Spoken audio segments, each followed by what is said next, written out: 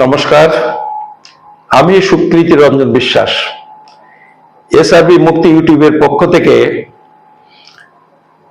কয়েকটা কথা বলছি, যেগুলি এই অতি সাম্প্রতিক কালে এই বিজেপি গভর্নমেন্ট বাংলাদেশ থেকে আসা হিন্দুদেরই সর্বনাশ করার জন্যে যে তোড়জোড় করছে, যে জাল তৈরি করছে, যে বড়শি ফেলছে, এইটা একটু বোঝবার জন্য ছোট্ট একটা ভিডিও আজকে করব। এটা স্থির করেছি, ঠিক করেছি। সেটা হলো, কথাটা অনেকদিন থেকে ভাবছিলাম বলবো, দুই চারটা কথা বলেছিও, কিন্তু আজ গিয়ে এই ঘন্টাখানেক আগে, ঘন্টা দেড়েক আগে আমাকে একজন টেলিফোন করেছিলেন। তিনি কয়েকদিন, মানে 20-25 দিন জেলও খেটেছেন। জেল খেটে সবে বেরিয়েছেন। জেল খেটেছেন কেন? তিনি ইন্ডিয়ান পাসপোর্ট করে বাংলাদেশে যাচ্ছিলেন। যাওয়ার সময় এই পেট্রাপোল বর্ডারে তাকে ধরেছে। ধরে তাকে ওখান থেকে বনগাঁ জেলে পাঠিয়ে দেয় এবং বনগাঁ জেলে 20-25 দিন কাটাবার পর তার বেল হয়েছে। এখন মামলা চলছে। আমি আপনাদের কোন উকিল বনগাঁতে মামলা করছেন ইত্যাদি ইত্যাদি সব পরিষ্কার করে বলে দিতে পারি, কিন্তু আমি সেটা বলবো না। এই কারণে, এরকম ঘটনা ঘটছে, তারা অনেক ভয়ে ভয়ে আছেন, কেউ কিছু বলতে চান না। দেখলাম যে এই ভদ্রলোক, তিনি স্বতঃস্ফূর্তভাবে আমাকে টেলিফোন করেছিলেন। আমার এই ভিডিও দেখে সেখান থেকে টেলিফোন নাম্বার নিয়েছেন। তিনি অনেকটা কথা নিজের থেকে বললেন। আমি একটা কথাও কিন্তু জিজ্ঞেস করিনি। জিজ্ঞেস করিনি মানে আমি জানি যে অনেকে অস্বস্তিতে থাকেন, ভয় পান। আমি নামটাও জিজ্ঞেস করিনি। আমি শুধু জিজ্ঞেস করেছি কোথায় থাকেন। তিনি জেলার নামটা বলেছেন, আমাদের এই জেলার পাশের জেলাতে উনি থাকেন। আমি জেলার নামটাও বলছি না। এর আগে 5-7 জন এরকম ভাবে টেলিফোন করেছেন, যারা ওইখানে আটক হয়েছেন, জেল খেটেছেন, মামলা চলছে। কিন্তু উনি যেটুকু বলেছেন, মানে সেটা আমি তাদের কথায় বুঝেছি যে তারা জেল খেটেছেন, বেল পেয়েছেন, কিন্তু তাও আমতা করে বলছেন। আবার যখন রিপিট করতে বলছেন না। এই ভদ্রলোক সেটা পরিষ্কার করে বললেন বলেই আজকে এই ভিডিওটা করার কথা ভাবলাম। এই যে লোকগুলো বলছে, এবং এর একজন না, এরকম আমার ধারণা ইতিমধ্যে এটা 1000 ছাড়িয়ে গেছে। আমি একজাক্ট ফিগার জানি না, এটা আমার অনুমানের জায়গা থেকে বলছি। কারণ আমি যেটুকু খবরাখবর টুকটাক এদিক ওদিক পাই, তাতে আবার এরকম মনে হচ্ছে। ঠিক বেঠিকটা আপনি সেটা বাদ দিন, অন্তত 1000 খানেক লোক তো হবেই। আমার এরকম একটা অনুমান হচ্ছে যারা ইতিমধ্যে জেল খেটেছেন। এরা কারা? এরা হলেন বাংলাদেশের পাসপোর্ট নিয়ে একসময় এখানে এসেছেন। সেটা 15 বছর, ধরুন 15 বছর 20 বছর আগে। এই যে ভদ্রলোক, তিনি লাস্ট এসেছিলেন 2014 সালের মার্চ মাস বলেছেন। তার মানে 10 বছর আগে।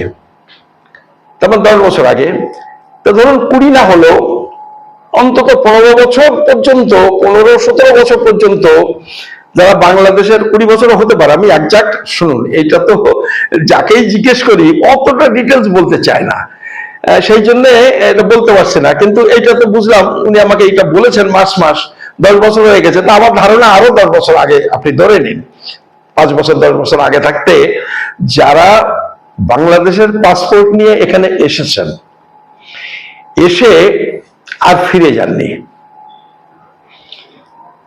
ফিরে না গিয়ে পাসপোর্টটা নষ্ট করে দিয়েছেন। পুকুরে ফেলে দিতে পারেন, আগুন দিয়ে পুড়িয়ে দিতে পারেন, বা বাড়িতে বাক্সের মধ্যে রেখে দিতে পারেন, ল্যাপস হয়ে গেছে, যাই হোক। এই যে ফিরে যাননি, ফিরে না গিয়ে কি হয়েছেন, তিনি এখানে পার্মানেন্টলি থাকবেন বলে এসেছেন, আত্মীয় স্বজন এখনো ওখানে আছেন। তারপর 2-4 বছর পরে তিনি ইন্ডিয়ান পাসপোর্ট করেছেন। কিভাবে ইন্ডিয়ান পাসপোর্ট হয় আমি ডিটেলসে যাচ্ছে না, সেটা আপনি জানেন। যে এই প্রক্রিয়াতে তিনি পাসপোর্টটা করেছেন। এই যে 10 থেকে 20 বছর বা এখন থেকে কত বছর হবে তাহলে, মানে 20 বছর আগে যারা এসেছেন, এখন থেকে 20 বছর আগ পর্যন্ত যারা এসেছেন, 20 বছর আগ পর্যন্ত মানে 2005 সাল নাগাদ ধরুন, এই যে সব লোকজন এসেছেন, তারপরে এখানে পাসপোর্ট করেছেন, এখানকার পাসপোর্ট করে যখন তারা যাচ্ছেন, তখন ওই যে বায়োমেট্রিক যে পার্টিকুলার্স যেটা রয়েছে পাসপোর্টে, ইন্ডিয়ান পাসপোর্টে এবং বাংলাদেশ পাসপোর্টে তাই ছিল। নামটা কেউ কেউ পরিবর্তন করেছে, এদিক ওদিক করে একটু টাইটেল পরিবর্তন করেছে, নামের বানান ভুল করেছে, ডেট অফ বার্থ পাল্টেছে, কিন্তু বায়োমেট্রিকটা তার পাল্টানো যাচ্ছে না। ওইখানে বিজেপি গভর্নমেন্ট, এটা আগে কেউ কোনো গভর্নমেন্ট করেনি কিন্তু। আর আপনি বুঝতে পারছেন যে বাংলাদেশ আর ওয়েস্ট বেঙ্গলে যাতায়াত যারা করে তারা মূলত মানে ট্রিটমেন্টের জন্য মুসলমানরা আসেন, মুসলমান চলে যান, আমি তাদের কথা বলছি না, যারা এসে থেকে যান তারা 99% হচ্ছে হিন্দু। ফলে এই যে ক্রুয়ের কলটা বিজেপি করেছে, এটা কিন্তু হিন্দু ধরার জন্য, মানে হিন্দু ভাইদের এটা বুঝতে হবে, এটা হিন্দুদের ধরার জন্য করেছে। তো এরকম লোক যারা ইন্ডিয়ান পাসপোর্ট নিয়ে এখন যাচ্ছেন, এখন থেকে 20 বছর আগে, 15 বছর আগে, 17 বছর আগে, 12 বছর আগে বাংলাদেশ পাসপোর্ট নিয়ে এসেছিলেন, তাদের এখন ওখানে ধরে ফেলে চালান করে দিচ্ছে।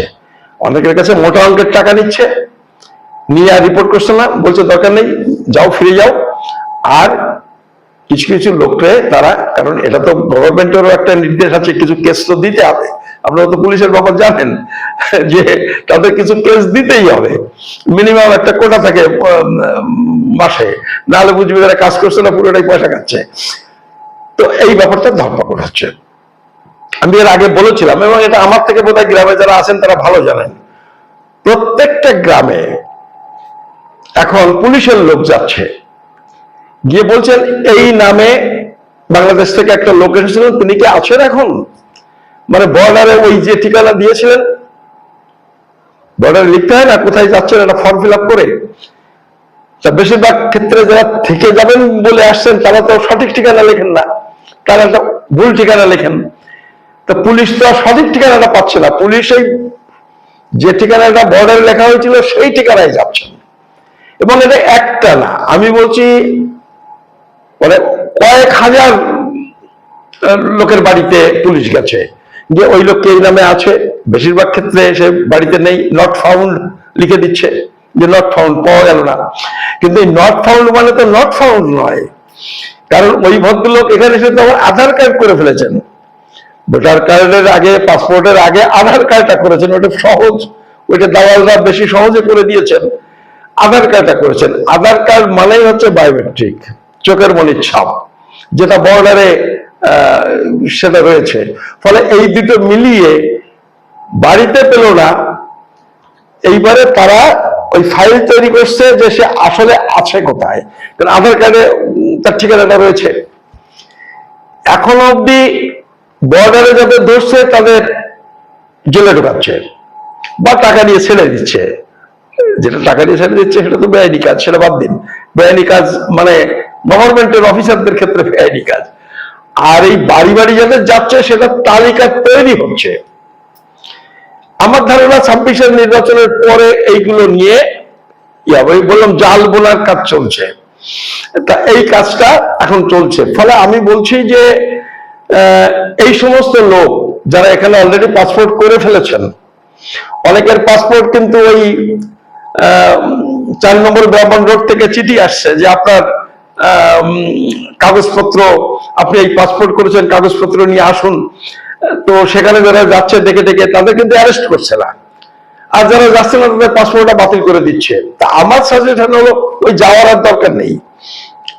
যখন বুঝবেন যে আপনার দুর্বলতা আছে, তখন ওই চিঠি যদি 4 নম্বর ব্রাহ্মণ রোড থেকে এসে যাওয়ার দরকার নেই, ওরা ল্যাপস করে দিক।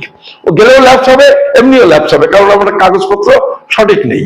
কিন্তু এখনো অ্যারেস্ট করছে না, অ্যারেস্ট করা কাজটাও কিন্তু যে কোনো দিন থেকে ওইখানে অ্যারেস্ট করা কাজটা শুরু করতে পারে। ফলে ওদিকে যাওয়ার দরকার নেই। আর এরকম লোক যারা পাসপোর্ট ল্যাপস হয়ে গেছে তারা রিনিউ করতে এখন যাবেন না, এখন একটু চুপচাপ থাকুন। পাসপোর্ট ল্যাপস হয়ে গেলে 2 বছর 3 বছর 4 বছর পরেও তো আবার এটাকে রিনিউ করা যায়। তো এই ডামাডোলটা বন্ধ হোক, অন্তত 26-এর নির্বাচন পর্যন্ত আপনি দেখুন। আমার ধারণা 26-এর নির্বাচনে বিজেপি হারবে, এবং বিজেপি হেরে গেলে এই ইস্যু ওদের মাথা থেকে চলে যাবে যে এখানে আর কিছু করার নেই। তো আপনারা সেই জন্য ওয়েট করুন। ফলে এই যে কথাগুলো বলছি, এই কথাগুলো কিন্তু আইনসম্মত কথা আমি আপনাদের বলছি না, আমি আপনাদের বলছি দেশে তো থাকতে হবে। এসে যখন পড়েছেন ফিরে তো আর যাওয়ার উপায় নেই। কোনো না কোনো ভাবে, কোনো না কোনো পদ্ধতিতে কায়দা কানুন করে আমাদের টিকে থাকতে হবে, কারণ এটা শুধু নিজের না, পরবর্তী প্রজন্মেরও ভবিষ্যতের প্রশ্ন। এই জন্য অন্তত এই সময়টাতে আমি যেটা বললাম এইটাকে একটু মাথায় রাখুন। এই বিপদের মধ্যে আগ বাড়িয়ে যাবেন না, ওই কার-19-এও অ্যাপ্লাই করার দরকার নেই, একটু চুপ থাকুন। এক্ষুনি তো আপনাকে ধরছে না, আপনি একটু ওয়েট করুন, সব কাগজপত্র জোগাড় করে রাখুন। যদি কোনো পথ না হয় তারপরে দেখা যাবে কার-19 কি করা যায় কি না যায়, সেটা পরে দেখা যাবে। এই কথাগুলো আপনাকে সবাইকে একটু বলবার জন্য আমার এই ছোট্ট ভিডিও। আপনাদের সবাইকে নমস্কার, ধন্যবাদ।